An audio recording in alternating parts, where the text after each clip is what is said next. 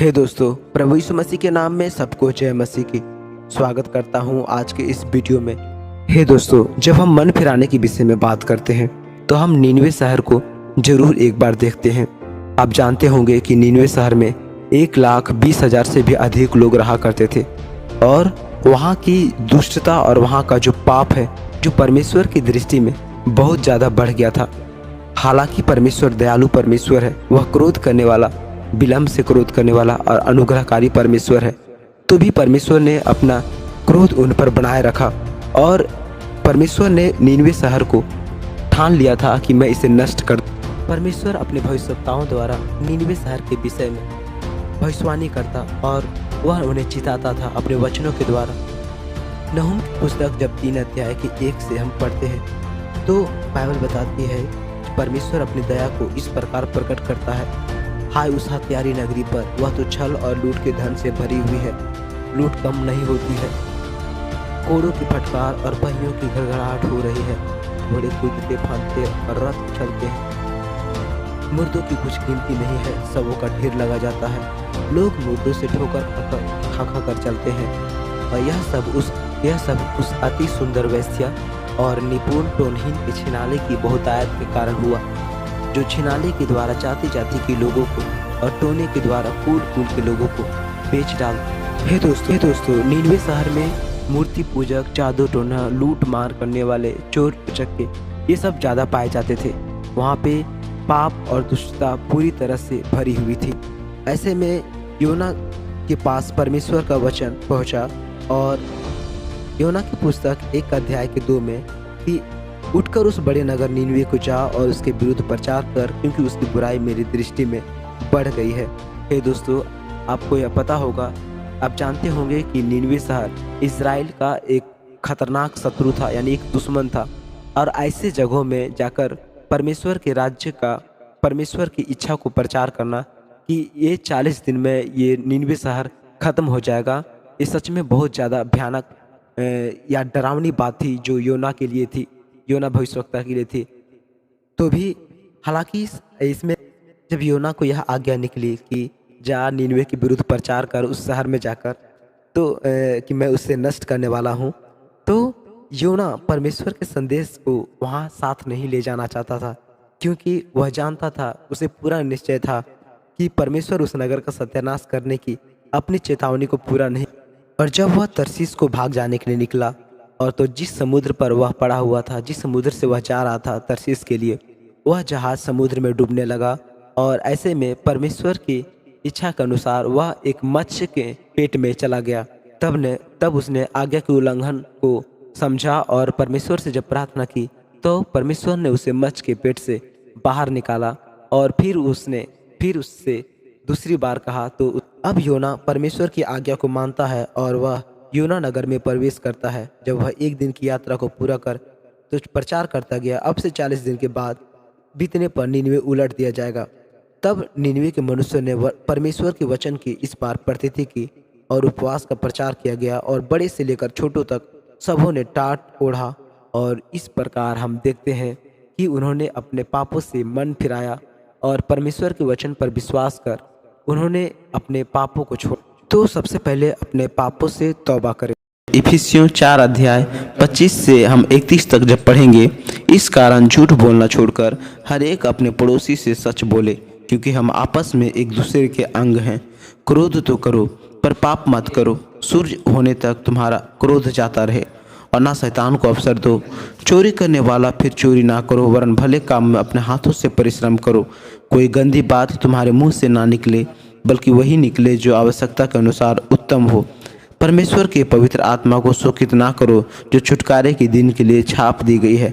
सब प्रकार के बैर भाव, निंदा, कलह, ये सब क्रोध, कड़वाहट सब दूर की जाए। तो सबसे पहले अपने पापों से तौबा करें। इसके बाद आप इस तरह प्रार्थना कर सकते हैं जिस तरह मैं इस वीडियो में मैं आपको प्रार्थना करना सिखाता हूँ।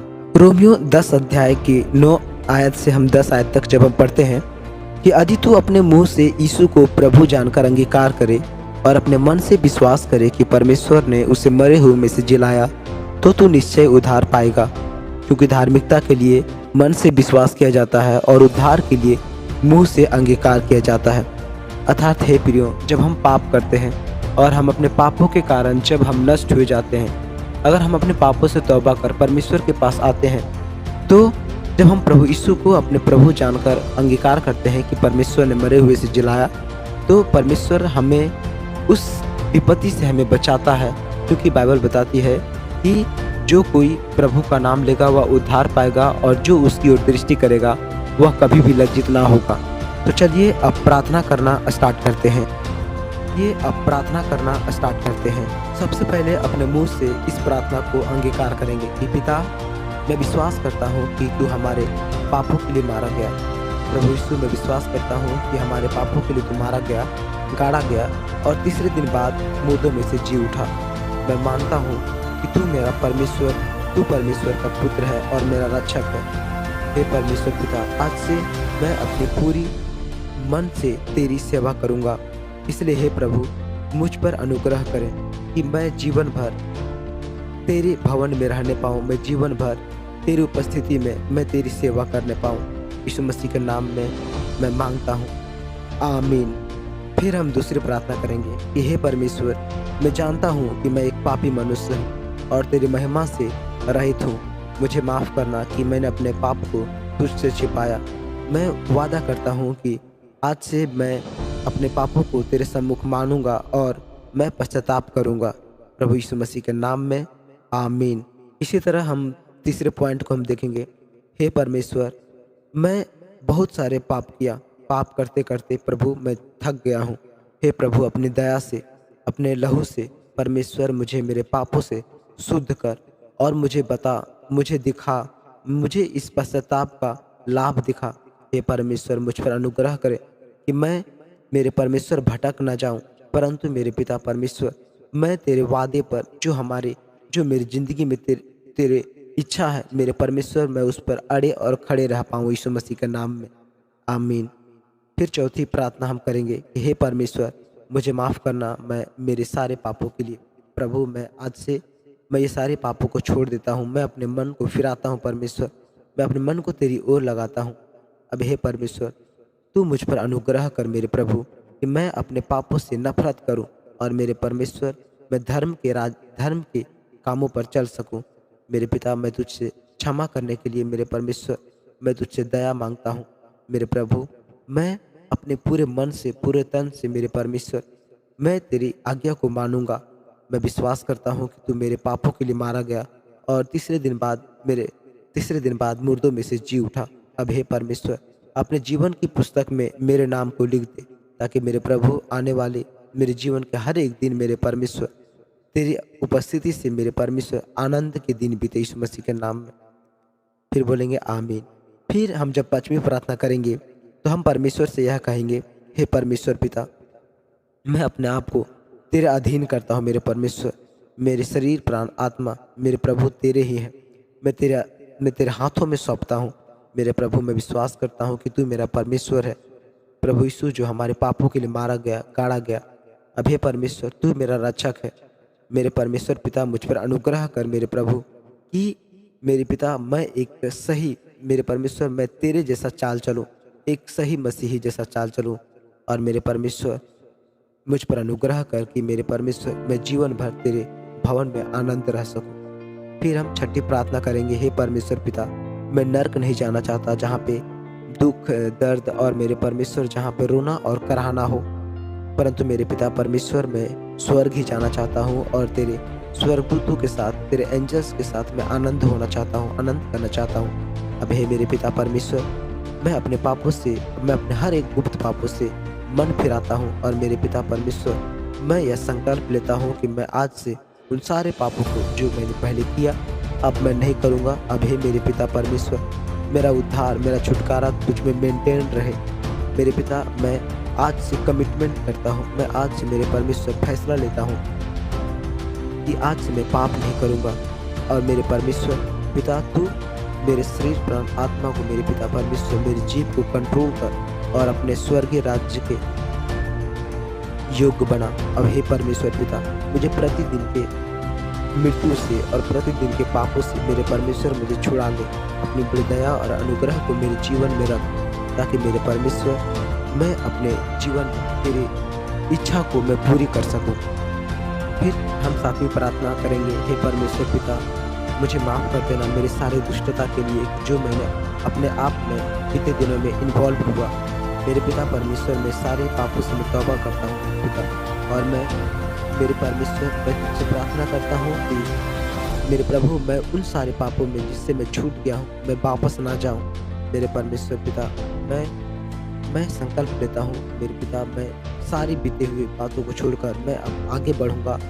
अब हे परमेश्वर, अपने आत्मा के द्वारा मेरा अगुवाई कर मेरे परमेश्वर, मैं जितने काम करूँ मैं तेरे आनंद जिसमें तुझे आनंद मिले मैं ऐसा काम करूँ, ताकि मेरे परमेश्वर मैं आपके भवन में जीवन भर रह सकूं।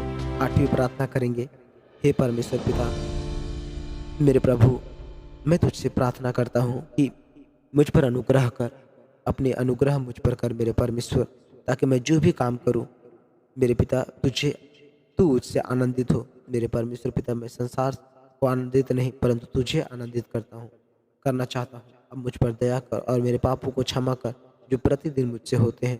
अपने नज़दीक मुझे ला, और मेरे परमेश्वर मेरी रक्षा और मुझे मेरे सही पाथ पर अगुवाई कर, यीशु मसीह के नाम में, आमीन। इस तरह हम अपने पश्चाताप के लिए हमने परमेश्वर के सम्मुख अंगीकार कर लिया, अपने पापों को मान लिया, और प्रभु यीशु को हमने परमेश्वर के पुत्र के रूप में अब अंगीकार किया। अब परमेश्वर हमें अपने पवित्र आत्मा का दान देगा। अब हम इस तरह प्रार्थना करेंगे, जब परमेश्वर का पुत्र प्रभु यीशु मसीह को हम जब अपने उद्धारकर्ता ग्रहण करते हैं, उसके बाद जब हम प्रार्थना करते हैं, प्रेरितों के काम जब 2 अध्याय का 38 में हम जब पढ़ते हैं, तो पतरस ने उनसे कहा, मन फिराओ और तुम में से हर एक अपने अपने पापों की क्षमा के लिए प्रभु यीशु मसीह के नाम में बपतिस्मा लो, तो तुम पवित्र आत्मा का दान पाओगे। तो हम प्रार्थना करेंगे इसमें, हे परमेश्वर पिता, मैं अपने पापों से तौबा करता हूँ मेरे परमेश्वर, मुझे माफ़ कर दे, मुझ पर अनुग्रह कर मेरे पिता परमेश्वर, कि मैं अपने पाप से दूर रहूँ यीशु मसीह के नाम में। फिर हम बोलेंगे आमीन। फिर इसी प्रकार हम प्रेरितों के काम फिर से 3 अध्याय के 19 में हम जब पढ़ेंगे, तो इसलिए मन फिराओ और लौट आओ कि तुम्हारे पाप मिटाए जाएं, जिससे प्रभु के सम्मुख से विश्रांति की दिन आए। इस वचन के द्वारा हम प्रार्थना करेंगे, पिता मुझे मन फिराने योग्य हृदय बना, मेरे हृदय को मन फिराने योग्य बना, और मुझ पर अनुग्रह कर कि मैं इस पाप भरी जिंदगी से भाग सकूं यीशु मसीह के नाम में। फिर बोलेंगे आमीन। फिर हम इस वचन को पढ़ेंगे जो नीति वचन 28 अध्याय 13 आयत में बाइबल बताती है, जो अपने अपराध छिपा रखता है उसका कार्य सफल नहीं होता, परंतु जो उनको मान लेता और छोड़ भी देता है उस पर दया की जाएगी। हम इस वचन के द्वारा हम प्रार्थना करेंगे, परमेश्वर पिता, मैं अपने पापों से मेरे परमेश्वर में अपने पापों को मानता हूँ मेरे पिता। अब हे परमेश्वर, यहाँ पे हम अपने पापों को मानेंगे। पिता, मुझ पर दया कर, अपने बड़ी दया को मुझ पर मेरे परमेश्वर मेरे जीवन में रिलीज कर, छोड़ मेरे परमेश्वर, और यीशु मसीह के नाम में आशीष दे। फिर बोलेंगे आमीन। इस प्रकार जब हम यिर्मयाह की पुस्तक 26 अध्याय 3 में पढ़ते हैं, तो संभव है कि वे सुनकर अपनी अपनी बुरी चाल से फिरें और मैं उनकी हानि करने से पछताऊं, जो उनके बुरे कामों के कारण मैंने ठाना था। तो यहाँ प्रार्थना करेंगे, पिता, मैं तेरी आवाज़ को सुनना चाहता हूँ मेरे परमेश्वर पिता, मुझ पर अनुग्रह कर कि मैं अपने इन बुरे मार्गों से मैं दूर हो सकूँ, मैं इनसे फिर सकूँ, और मेरे परमेश्वर मैं तेरे सम्मुख सही पश्चाताप करूँ यीशु मसीह का नाम में। फिर बोलेंगे आमीन। यशायाह 55 अध्याय के हम जब साथ में पढ़ेंगे, दुष्ट अपने चाल चलन और अनर्थकारी अपने सोच विचार छोड़कर यहोवा ही की ओर फिरे, वह उस पर दया करेगा, वह हमारे परमेश्वर की ओर फिरे और वह पूरी रीति से उसको क्षमा करेगा। यहाँ हम प्रार्थना करेंगे, परमेश्वर, मैं अपने सारे पापों से तौबा करता हूँ, मैं छोड़ता हूँ, और मैं अपने सारे बुरे कामों से मैं फिरता हूँ मेरे परमेश्वर यीशु मसीह के नाम में। प्रभु, मुझ पर दया कर, आशीष दे यीशु मसीह के नाम में, आमीन। मत्ती की पुस्तक 3 अध्याय 2 आयत में, मन फिराओ क्योंकि स्वर्ग का राज्य निकट है। यहाँ प्रार्थना करेंगे, हे परमेश्वर पिता, जब तेरा न्याय हो तो मेरे परमेश्वर मेरी मूर्खता, मेरी नासमझता मेरे परमेश्वर ये तेरे सम्मुख ना आए, मेरे पापों से मुझे शुद्ध कर यीशु मसीह के नाम में, आमीन। यहेजकेल 18 अध्याय 23 आयत में जब हम पढ़ते हैं तो बाइबल बताती है, प्रभु यहोवा की यह वाणी है, क्या मैं दुष्ट के मरने से कुछ भी प्रसन्न होता हूँ? क्या मैं इससे खुश नहीं होता हूँ कि वह अपने मार्ग से फिरकर जीवित रहे? यहाँ प्रार्थना करेंगे, पिता मेरे परमेश्वर, मैं अपने पापों को मानता हूँ। इसमें अपने पापों को मानना है, पर प्रार्थना करने से पहले अपने पापों को सबसे पहले अंगीकार करना है। उनके बाद हम यह प्रार्थना करेंगे, पिता मैं अपने पापों से को मानता हूँ और मैं बहुत पछताता हूँ मेरे परमेश्वर, मेरे प्रभु, मुझे माफ़ करना मेरे पिता कि मैं अपने पापी स्वभाव में ही बना रहा। जैसा पाप जब मसीह में नहीं आया था वैसा ही बना रहा। अब हे मेरे पिता परमेश्वर, उद्धार करता परमेश्वर, मुझ पर दया कर, प्रभु यीशु मसीह के नाम में, आमीन।